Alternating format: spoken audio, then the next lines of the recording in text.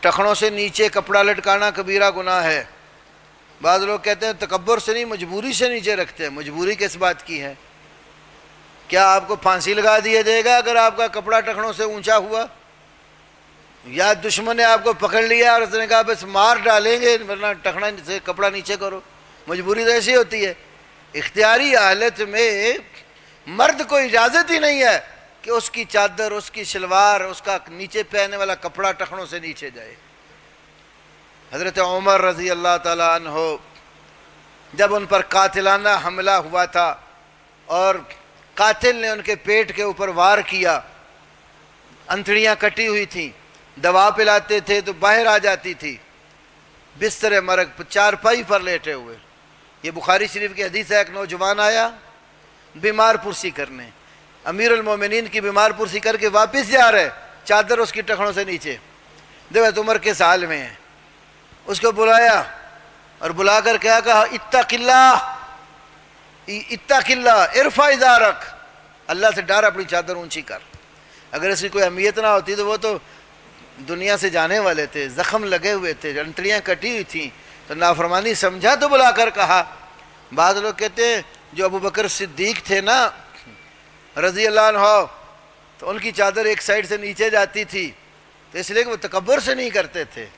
تکبر کی نیت سے ہو تو جرم ہے، یاد رکھو، تکبر کی نیت بیچ میں شامل ہو جائے تو بڑا جرم بن جاتا ہے۔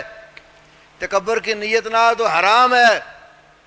رسول اللہ صلی اللہ علیہ وسلم کے ابو داؤد اور نسائی کتاب اللباس میں حدیث ہے، ایک صحابی جب آپ نے کہا نا چادر اپنی نصف پنڈلی پر رکھو، رسول پاک صلی اللہ علیہ وسلم کا شمائل ترمذی میں امام ترمذی حدیث ہے اپنا عمل، اور امام احمد کی مسند میں بھی حدیث ہے، آدھی پنڈلی پر آپ کی چادر ہوتی تھی۔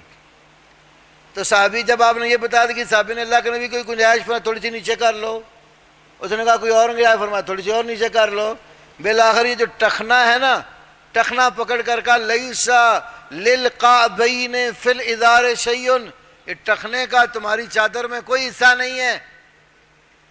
اور ہاں مسلمان عورت وہ اپنے پاؤں کو بھی چھپائے گی۔ نبی صلی اللہ علیہ وسلم جب کہا نا آدھی پنڈلی پہ رکھو، تو بالآخر عورتوں نے پوچھا ہم کیا کریں؟ فرمایا ایک بالش نیچے لٹکا دو، آدھی پنڈلی سے ایک بالش نیچے لٹکائیں تو قدم کچھ ننگے رہ جاتے ہیں۔ تو کہنے لگی اذن ینکشف، صحابہ نے کہا اذن ینکشف اقدامہن، اللہ کے نبی پھر تو ان کے قدم جو نا کھل جائیں گے، فرمایا ایک بالش اور نیچے لٹکا دو۔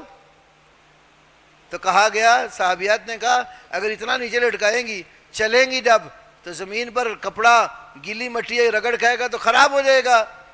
تو آپ نے فرمایا جب آگے جائے گی خشک مٹی آئے گی، کپڑا اس کا رگڑ کھائے گا تو پاک ہو جائے گا، اجازت نہیں دی کہ اس کا قدم بھی نظر آئے۔ تو ابو بکر صدیق رضی اللہ تعالیٰ عنہ کا جو کپڑا نیچے لٹک جاتا تھا، مسند احمد کی اسی حدیث کے اندر ہے، وہ دو سائیڈوں میں سے ایک سائیڈ سے لٹکتا تھا۔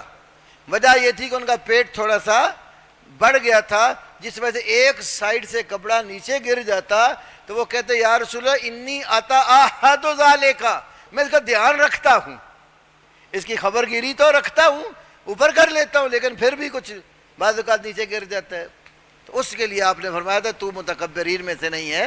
تو یہاں آپ غور کریں، اگر اس کو دلیل بنانا ہے تو پینٹ کا ایک پنچا اونچا ہونا چاہیے اور ایک نیچے ہو، پھر بکر صدیق کے عمل کی طرح، پھر قصدن بھی نہ ہو، نہیں تھا ان کا عمل۔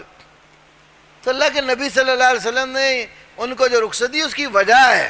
ہاں اگر آپ کا پیٹ بڑا ہوا ہے اور آپ خیال رکھتے ہیں اپنی چادر کا، اس کے باوجود نیچے ہو جاتی ہے، وہ پکڑنی وہ آپ کے بس میں نہیں ہے، تو جان بوجھ کے ایسا کرنا یہ شرعاً بالکل جائز نہیں ہے۔ اس پر بہت ساری حدیث ہیں۔